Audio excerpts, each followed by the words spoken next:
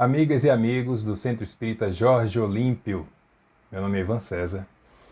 Eu vim atender a mais um convite que me foi feito pela casa para falarmos sobre espiritismo, desculpem, para falarmos sobre a doutrina espírita, em especial às vésperas da nossa recordação, né, do dia 18 de abril de 1857, quando nós tivemos em Paris o lançamento de O Livro dos Espíritos. Eu quero agradecer, claro, quero iniciar agradecendo a casa por mais um convite, a Lede, a Marcos e a todas as pessoas envolvidas na administração do Centro Jorge Olímpio, onde tive o prazer, a satisfação de estar algum tempo atrás, algum não, né? Porque a pandemia termina fazendo a gente meio que se perder no tempo, mas estive lá em uma ocasião recente, quando ainda podíamos nos encontrar, fazendo um trabalho no seminário de aniversário da casa, que foi uma ocasião realmente muito importante para mim, enquanto palestrante espírita. Hoje eu não poderia falar de um assunto diferente desse. Não poderia falar dos primórdios do Espiritismo. E, para quem quiser mais detalhes sobre esse tema, claro, ele está baseado em tudo que a gente já estudou, já pesquisou até hoje em relação às origens, ao início da doutrina espírita, mas especialmente está baseada essa palestra em dois materiais. Primeiro, a biografia de Allan Kardec, escrita por Marcel Sotomayor, que é um livro interessantíssimo, um livro muito importante para quem quer conhecer os bastidores da codificação espírita. E segundo, em um artigo escrito pelo meu querido amigo Adilton Pugliese, que tem exatamente esse título, Primórdios do Espiritismo. Então, quem quiser pode pesquisar na internet, pode dar uma buscada por aí, que com certeza vão encontrar esses dois materiais, tanto o livro como o artigo de Adilton Pugliese. Pois bem, acabamos de recordar com as comemorações da Semana Santa, da Sexta-feira da Paixão, da ressurreição de Cristo. Acabamos de recordar a passagem do Mestre aqui entre nós, só para falar da sua última semana, segundo os relatos históricos.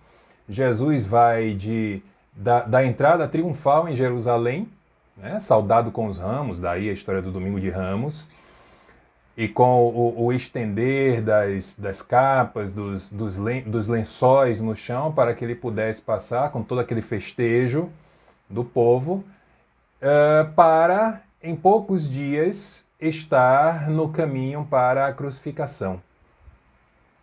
E aí ser torturado, né, e ser finalmente morto, assassinado. Por quê? Foi exatamente o que aconteceu com Cristo. Ele passou por um processo de tortura pelos soldados romanos até que pudesse finalmente ser crucificado e assassinado, que era uma prática da época para punir aqueles que eram considerados ladrões, subversivos, agitadores sociais. Jesus, principalmente nos seus últimos dias, ele nos deixou algumas mensagens bastante interessantes a respeito do que poderíamos esperar do futuro. Uma delas pode ser encontrada no Evangelho de João, no capítulo 14. No capítulo 14 do Evangelho de João, quando Jesus diz assim: então eu rogarei ao Pai que vos envie o Espírito de verdade, que o meu Pai enviará em meu nome. Vos ensinará todas as coisas e vos fará recordar o que vos tenho dito. Mas muitas vezes Jesus se utilizava de uma linguagem alegórica, fugidia, evasiva. Não era uma linguagem objetiva para passar as mensagens que gostaria de passar, não porque ele quisesse. Claro, também porque ele queria, mas principalmente pela nossa necessidade, pela nossa falta de compreensão. Muitas das passagens do Evangelho mostram que várias das frases de Jesus, várias das orientações de Jesus não foram entendidas, não foram compreendidas sequer pelos seus próprios apóstolos. Imaginem por outras pessoas. Textos do Cristo que 2000 anos depois nós ainda temos dificuldade de compreender. Mas esse aqui é uma espécie de promessa mesmo. É uma promessa. Quando Jesus diz que rogará a Deus para que nos envie o Consolador. O Consolador seria um Espírito de verdade, da verdade. Aí, trazendo aos dias atuais, eu poderia dizer que esse Espírito ele está intimamente ligado às três possibilidades da verdade, segundo as ciências sociais. A verdade latina, a verdade latina que é veritas, a verdade grega, que é aletheia, e a verdade judaica, que é a emuná. Todas verdade, mas cada uma observando a vida, o mesmo fato, de maneiras, algumas vezes, diversas. Só que essa verdade aqui era uma verdade imutável. A verdade do Cristo era uma expressão da verdade de Deus. O tempo passou, os anos passaram, as décadas, os séculos e até quase 2 milênios.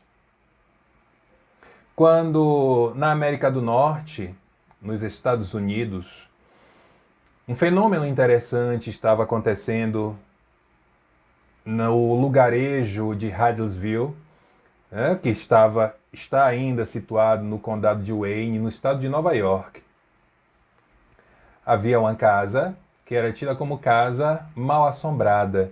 Quantos de nós, na nossa infância, quando éramos crianças, nós não tínhamos notícias de casas mal assombradas, nós evitávamos entrar ou passar por um lugar ou por outro, porque diziam que ali tinha as chamadas assombrações. Isso existe desde que o mundo é mundo. E lá, naquela casa, acontecia exatamente a mesma coisa. Toda família que ia morar lá era uma casa que sempre estava à disposição para aluguel ou para venda, porque toda família que ia morar naquela casa não durava muito tempo. Era pancada de um lado, janela que abria, janela que fechava, era coisa se arrastando, uma confusão danada. Até que uma família metodista, ou seja, uma família evangélica, ela se mudou para essa casa, o pai, a mãe e as suas 3 filhas. O senhor John Fox, com a sua esposa e as suas 3 filhas, Catherine, Margaret e Leah. 3 meninas pré-adolescentes, né? Uma já adolescente com 14 anos e outra com 10, outra com 12. 10, 12 e 14 anos. E os fenômenos continuavam a acontecer. Era pancada de um lado, pancada do outro. E a família, como era muito religiosa, logo atribuiu aquilo ali à ação do Satanás, à ação do demônio. Mas criança, você sabe como é, né? Criança é curiosa, criança é inventiva, criança é imaginativa.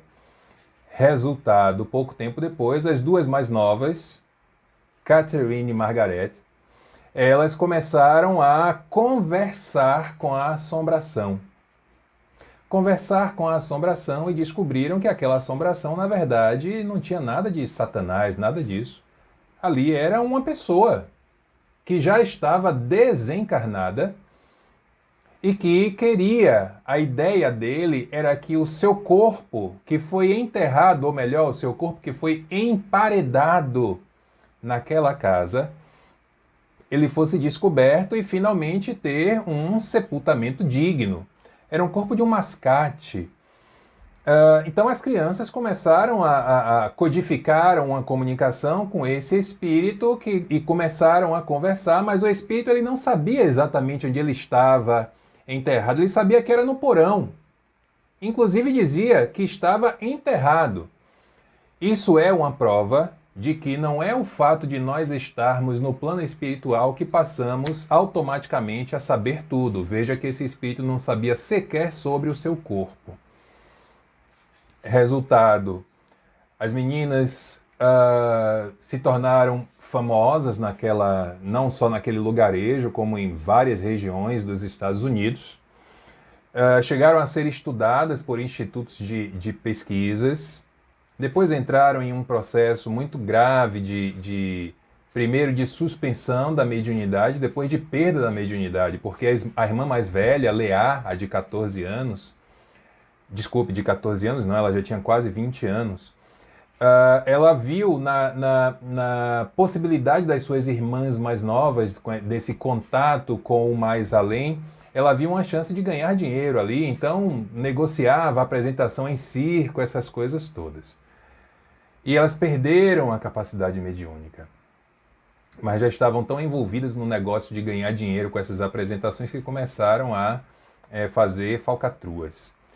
Resumindo a história, esse era o ano de 1848.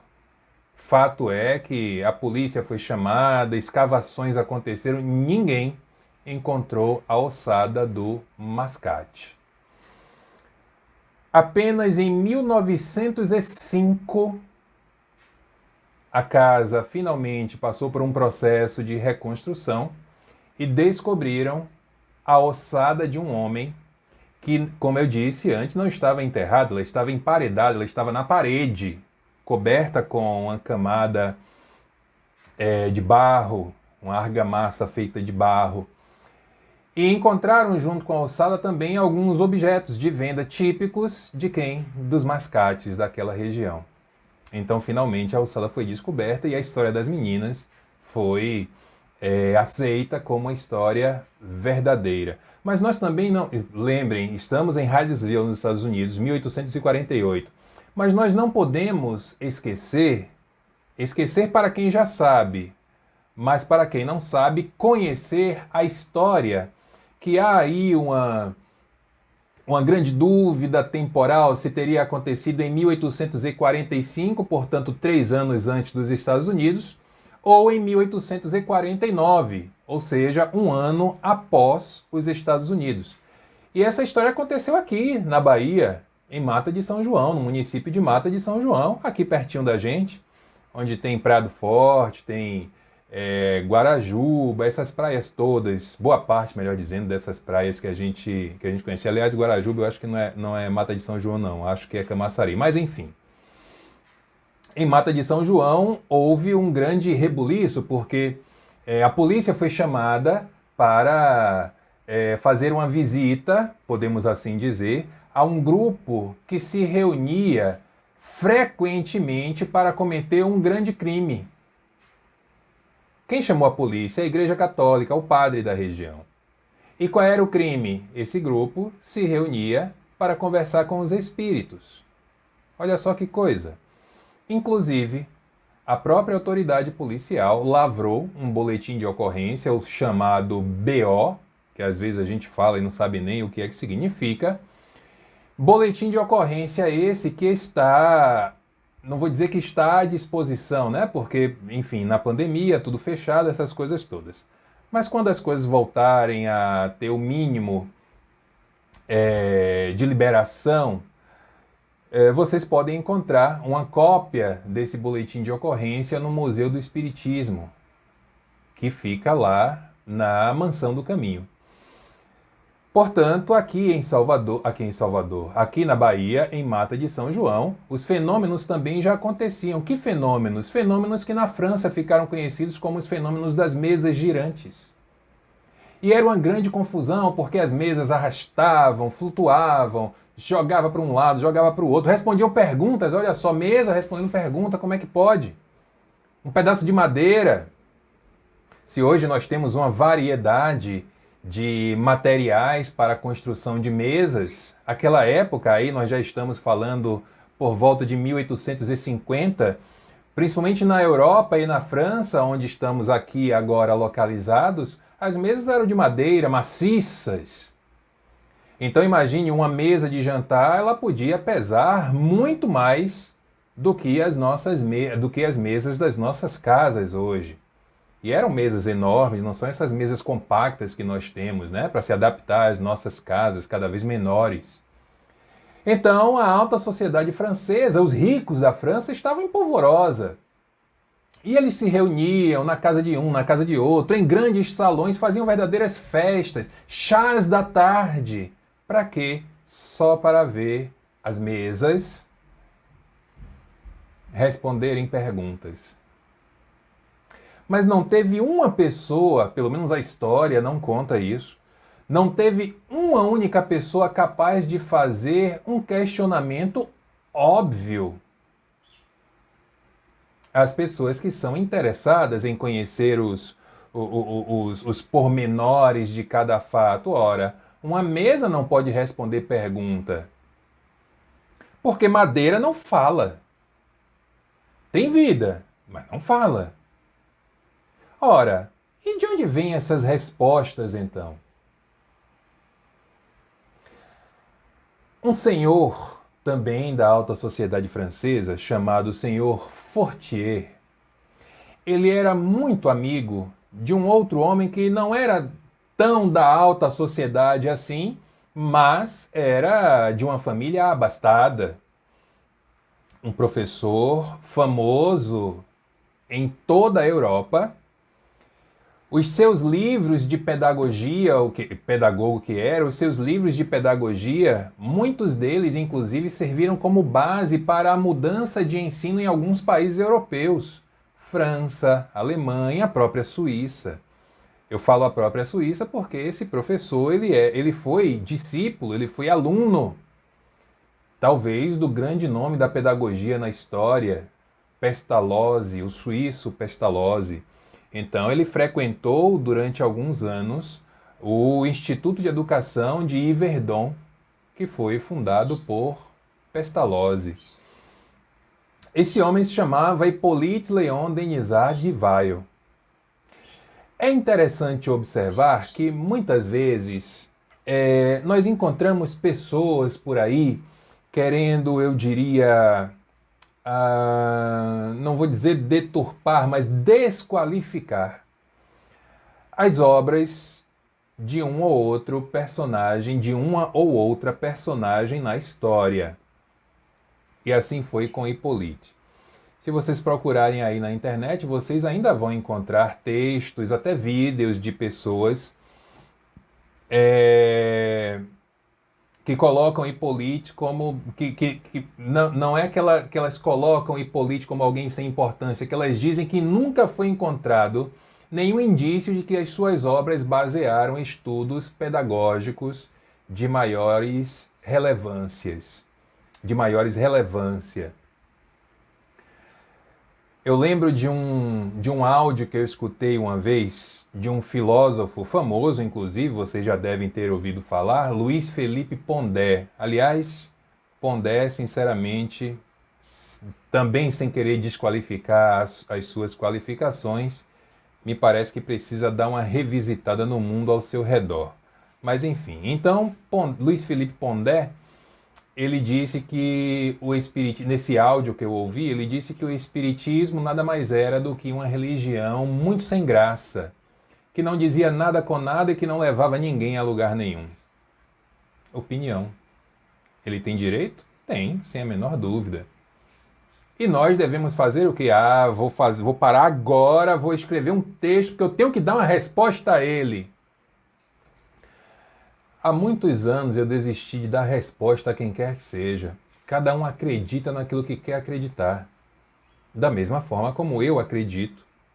Ou melhor, no caso do Espiritismo, não é nem que eu acredito, é que eu tenho certeza daquilo que eu quero ter. É simples, é só abrir os olhos.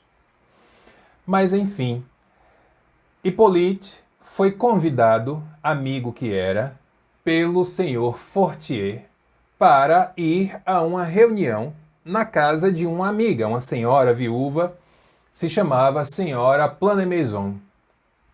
E que na sua casa, na sua residência, pelo menos uma vez na semana, ela organizava ali um grupo, mais ou menos seleto, para ver as mesas girantes. Deixa eu fazer aqui uma pequena pausa na história da reunião na casa da senhora Plannemaison, da viúva Plannemaison, ou de Plannemaison, como alguns chamam, para dar um pulinho na África.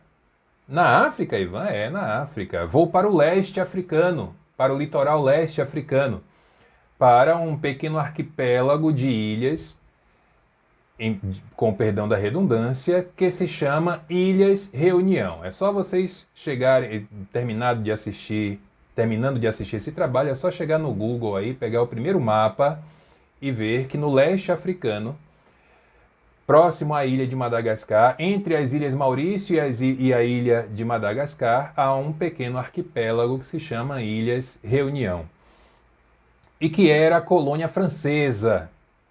E a França, o governo francês, como uma forma de estimular que as suas colônias prosperassem, como uma forma, melhor dizendo, de garantir que as suas colônias prosperassem, não prosperar pela própria colônia em si, mas prosperar para levar toda a riqueza para a França.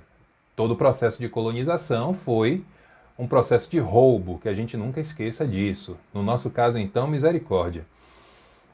Se a gente for ver todas as ideias absolutamente equivocadas da carta de Pero Vaz de Caminha, com que ele mesmo diz na própria carta, é uma grandeza. Mas enfim. Então, nas Ilhas Reunião tinha uma família francesa que foi para lá para cultivar cana-de-açúcar, que era a família Baudin. Só que a França sempre foi muito envolvida com problemas bélicos, né? A França sempre foi muito envolvida com guerras, com conflitos, com essa coisa toda. E eu não sei se vocês sabem, mas guerrear, entrar em guerra com outro país é muito caro. É tudo muito caro e esse dinheiro tem que sair de algum lugar, sair de onde? Do governo. Então, se saía do governo, terminava faltando em alguma parte. Faltava para o povo, faltava para a alimentação, faltava para coisas mais importantes do que guerrear com quem quer que seja. Resumindo a história, a família Baudin, que lá nas Ilhas Reunião também já faziam as suas reuniões de mesas girantes, percebam que esse não era um fenômeno europeu. Eu já falei aqui dos Estados Unidos, já falei de Mata de São João, já falei da França e da Europa e agora estou falando do leste africano. Eles também faziam reunião lá na sua casa. E um belo dia, na reunião da família Baudin, lá no leste africano, apareceu um espírito que já tinha hábito de aparecer na reunião deles e se chamava Zéfiro. Primeiro parêntese que eu preciso abrir aqui para que a gente possa, não que isso tenha lá tanta importância, mas para que a gente possa passar as informações corretas. Algumas pessoas propagam que Zéfiro era o mentor de Allan Kardec, de Hippolyte. Não. Zéfiro era um dos espíritos amigos da família Baudin. E ele se caracterizava por ser um espírito, não vou dizer brincalhão, porque era um espírito sério nos seus propósitos, mas era um espírito que eu diria descontraído na sua forma de conversar com eles.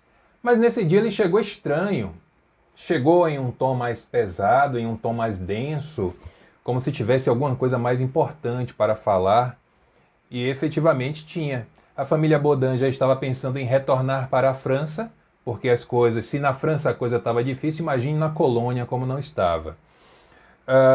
Para retomar os seus negócios na capital, em Paris, e Zéfiro chega para eles dizendo que eles precisavam voltar para a França porque lá encontrariam com um amigo de outras épocas para uma missão que ele ainda não podia revelar. Eu não sei vocês, não sei se vocês já repararam isso, mas se não repararam, reparem a partir de agora. Toda vez que tem algum assunto mais sério que os espíritos precisam nos trazer, eles nunca dizem a mensagem completa. Já repararam isso? Por quê, Ivan? Porque eles querem que a gente fique curioso? Não, porque a gente tem livre-arbítrio. Muitas vezes, quando você libera todo o material, vamos dizer assim, você termina interferindo na decisão de quem quer que seja. Imagine se Zéfiro chega para o pessoal da família Baudin, o pai, a mãe e as duas filhas, Caroline e Julie, para dizer assim, olha, voltem para a França que vocês vão encontrar com um professor, com um pedagogo, que nesse instante não faz a menor ideia do que é que vai acontecer na vida dele, mas vocês vão se juntar com ele para trazerem ao mundo uma coisa que se chama espiritismo.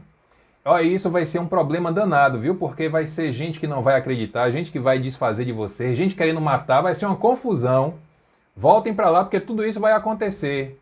Cá entre nós, vocês voltariam? Voltariam? Não sei, mas também agora não adianta mais saber porque a família voltou sem ter essa riqueza de informações e essa família, coincidentemente, era uma família amiga de que viúva da alta sociedade francesa? Da senhora Plane-Maison, que era a dona da casa onde acontecia a reunião que o senhor Fortier convidou o professor Hippolyte para estar lá.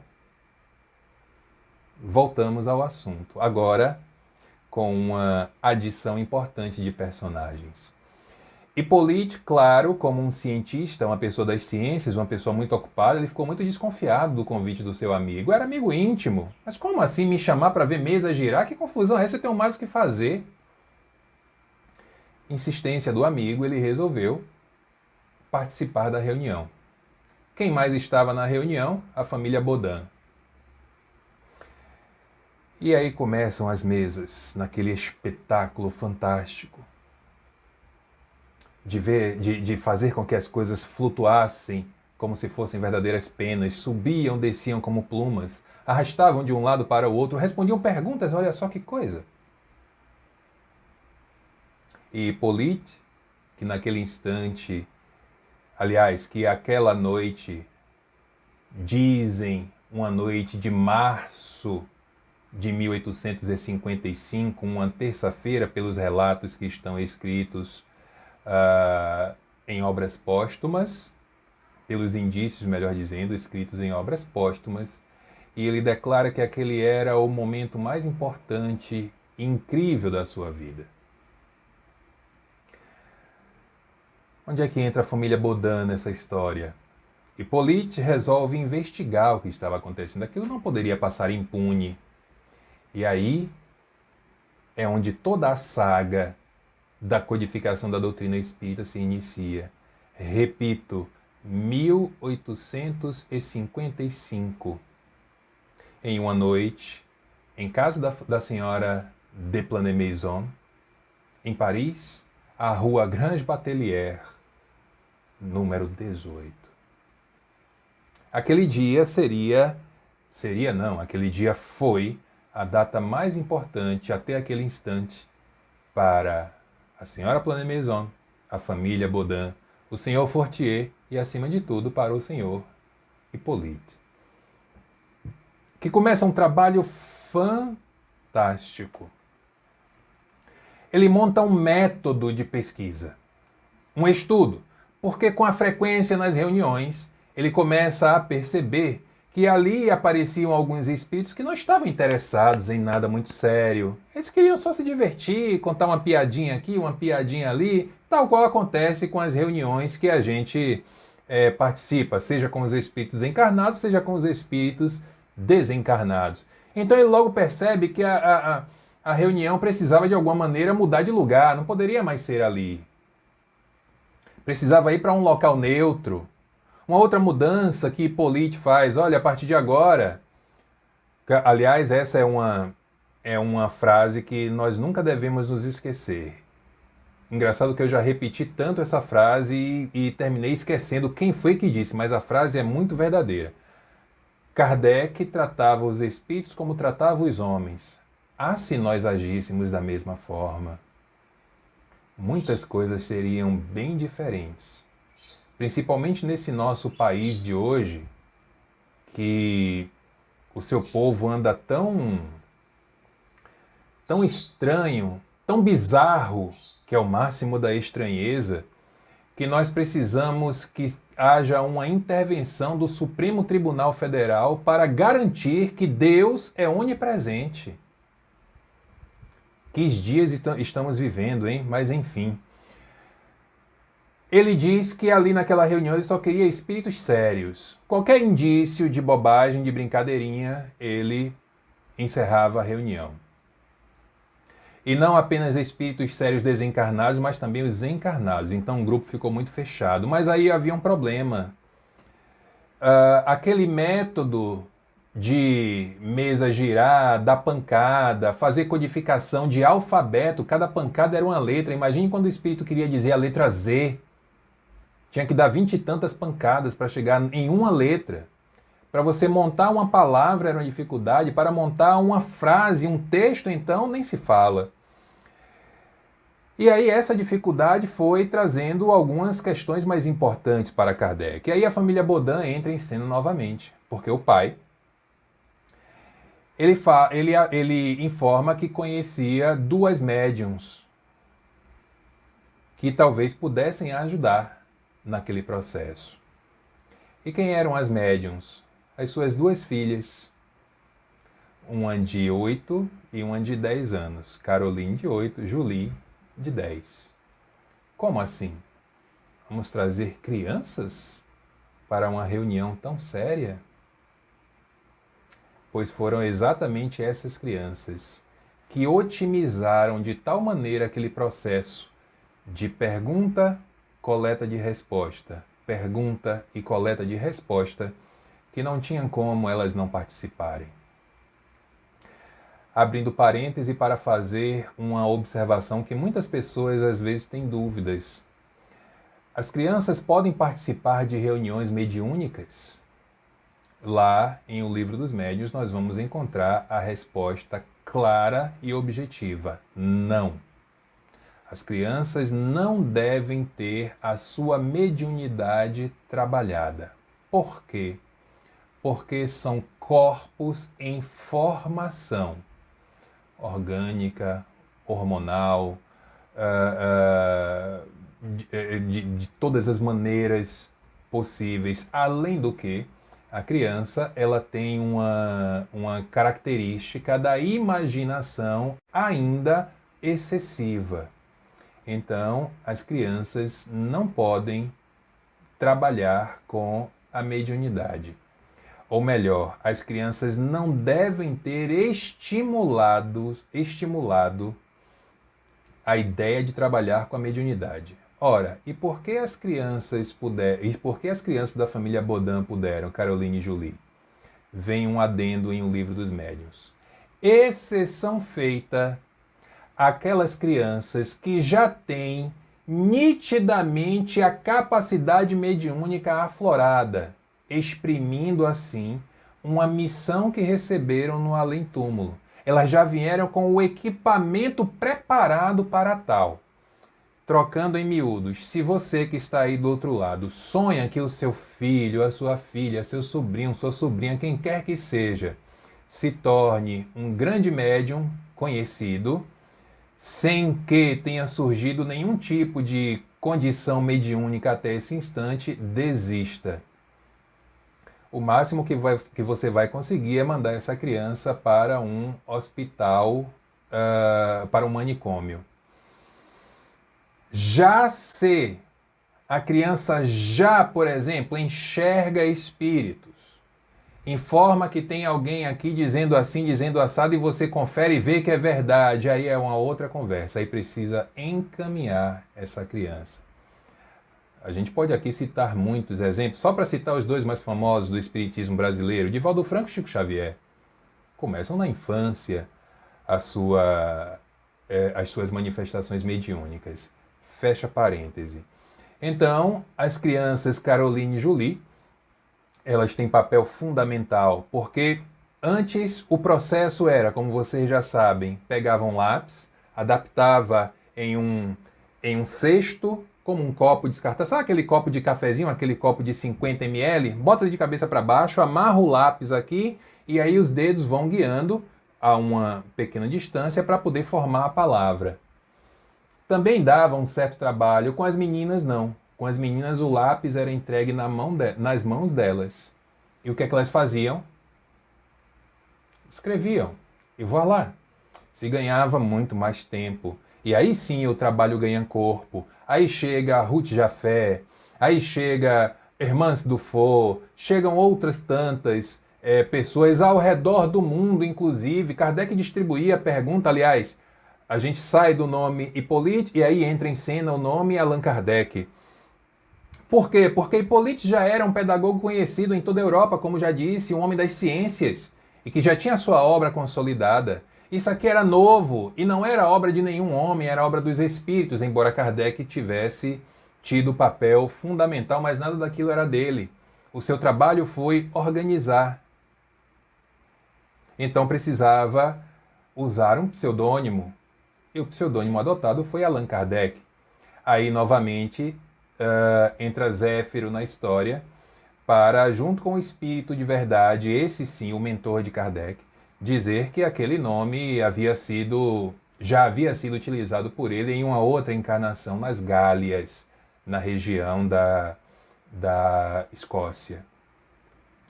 Então, o método de Kardec era um método científico para algo espiritual. Não à toa, a doutrina espírita está baseada em um tripé: religião, ciência e filosofia. Os médiuns que Kardec buscava ao redor do mundo com as suas perguntas, imagine que coisa fantástica. Eu pego a mesma pergunta e encaminham para você que está aí ouvindo, encaminham para o pessoal de uma outra casa espírita aqui em Salvador, encaminham para uma outra casa espírita em Vitória da Conquista, encaminham para um outro médium nos Estados Unidos, na China, no Vietnã. Começo a receber as respostas daquelas perguntas ao longo de meses. Pensem, se hoje nós podemos mandar uma mensagem para alguém, na hora que bem quisermos e entendermos, é só pegar aí o WhatsApp. Imagine em 1855. Se a gente já reclama dos Correios hoje, imagine aquela época. Embora fosse um sistema de postagem europeu, mas normalmente, aliás, praticamente toda a comunicação, nesse caso das cartas, era feita por navio. Quanto tempo durava para uma carta sair da França e cruzar o Oceano Atlântico até chegar no Canadá? Quanto tempo levava para se tomar um trem em Paris e levar uma carta, encaminhar uma carta até Berlim, na Alemanha? 1855, e Kardec, junto obviamente com a sua esposa Amélie Gabrielle Boudet, eles tinham esse trabalho fantástico. Os médiuns começam a enviar suas respostas, alguns começam a se destacar. Não se enganem, já naquela época Kardec já precisava lidar com as cisões. Imaginem, o Espiritismo estava apenas nascendo e já tinha gente ali querendo fazer imposições. Por exemplo, Ruth Jafé, uma das principais médiuns da codificação espírita, ela, que era uma jovem já de 18 anos, não era tão nova quanto as irmãs Baudin, nem como Hermãs, que tinha 14, era uma jovem de 18 para 19 anos, mas que ela se revoltou, porque queria que nos textos, onde ela foi a responsável por trazer a resposta dos espíritos, tivesse ali o seu nome assinado. Imagine isso. Eu fico pensando em quantos médiuns participaram de todo esse processo. Eu não sei porque eu fico pensando em mais ou menos 50, 60 pessoas ao redor do mundo. Não tenho nenhuma anotação histórica que me leve a esse número, mas é o que eu penso. A julgar pelo volume de correspondências que Kardec recebia. Pode ser mais, pode ser menos, não vamos saber. Mas importante todo o seu trabalho foi coroado com a data magna, na data magna, de 18 de abril de 1857. Lembrem-se, Kardec vai à reunião na casa da senhora Plane-Maison no mês de março de 1855, a primeira ocasião que ele toma contato com as mesas girantes. O Livro dos Espíritos é lançado em abril de 1857, portanto, um mês a mais de 2 anos, 25 meses, entre o início e o lançamento daquela obra, que foi um sucesso.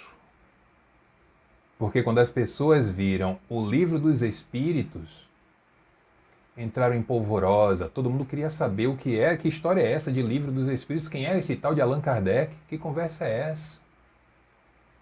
A primeira edição, 18 de abril de 1857, contava com 501 perguntas e respostas.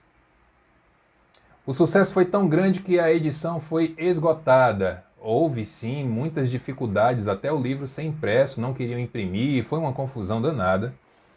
Mas o livro foi impresso, foi lançado, e é dele que deriva as outras 4 obras que compõem o Pentateuco. Depois de O Livro dos Espíritos vem o Evangelho segundo o Espiritismo, depois o Livro dos Médiuns, depois o Céu e o Inferno e, por fim, a Gênese.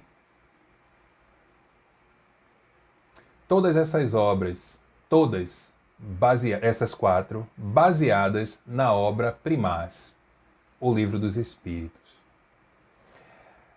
Diz Kardec lá na obra O que é o Espiritismo, que foi lançada em 1859. O que é o Espiritismo? Outro dia perguntaram isso em uma palestra, por que ele não fazia parte da codificação. Simples, porque você já tinha o Livro dos Espíritos e Kardec faz uma espécie de compilação das perguntas, creio eu, que ele julgou mais importantes e coloca em o que é o Espiritismo. Então não faz sentido você ter 2 obras que falam na mesma coisa na codificação. Aí lá, já no preâmbulo, ele diz assim: o Espiritismo é uma ciência que trata da natureza, origem e destino dos espíritos, bem como as suas relações com o mundo corporal. O Espiritismo, mais à frente, Kardec diz: o Espiritismo tem por princípio as relações do mundo material com os espíritos. E para que serve a gente ter aderir a esses princípios das relações do mundo material com os espíritos? Qual a necessidade de nós aderirmos a uma doutrina que se ocupa em estudar a natureza, a origem e o destino dos espíritos? São seres incorpóreos, ou melhor, extracorpóreos. Isso quem diz é aquele que ainda não conhece a doutrina espírita, porque falar de espírito não é falar de desencarnado. Falar de espírito é também falar de desencarnado, mas é falar de encarnado. Nós somos espíritos, vivendo em um estágio diferente daqueles que já partiram. E a doutrina espírita nos lança essa luz. Então, lembrar de 18 de abril de 1857 não é apenas lembrar de um livro, não é apenas lembrar de uma obra, é lembrar de tudo o que aconteceu até que essa obra pudesse vir ao mundo, até que a luz pudesse ser trazida ao mundo, o Consolador que Jesus nos havia prometido pudesse novamente vir ao mundo depois de termos esperado por 19 séculos. E a partir daí, aqueles que se interessam efetivamente não apenas em conhecer a doutrina espírita, como Kardec faz o convite a todas as pessoas que tivessem interesse, mas, acima de tudo, colocar em prática os ensinos do Espiritismo. Não tenho a menor dúvida e falo por experiência própria. A nossa vida será mais fácil. Não mais fácil de não ter problemas, de jeito nenhum. Mais fácil no sentido de compreendermos que cada coisa que sucede nas nossas vidas tem uma razão de ser. E na grande maioria das vezes, ela foi causada, essa dificuldade, por nós mesmos. Agora, no presente, ou ontem, no passado, não importa. O que importa é que nós temos a chave, finalmente, nós temos a chave para nos libertarmos das nossas amarras, das nossas vicissitudes e dos nossos, dos nossos vícios. E a partir daí, trilharmos na direção do único modelo espírita, Jesus. Qual o modelo que podemos aspirar na Terra para que possamos alcançar o reino dos céus, para que possamos ser pessoas melhores, para que possamos progredir espiritualmente? Em uma das respostas mais curtas de O Livro dos Espíritos, eles respondem: Vede Jesus. Porque esse nome basta. O Espiritismo, parafraseando o título de um artigo de Adilton Pugliese, de um livro de Adilton Pugliese, o Espiritismo é Jesus de novo na Terra. E muitas vezes a gente fica esperando e aguardando quando é que ele vai voltar, quando ele vem, quando ele não vem. Jesus está aqui, está entre nós. Não apenas em forma de mensagens, como acima de tudo em forma de exemplos, nos apresentando a diretriz segura para que as nossas vidas ganhem um novo sabor e a partir daí possamos comemorar a passos largos a nossa busca pela plenitude.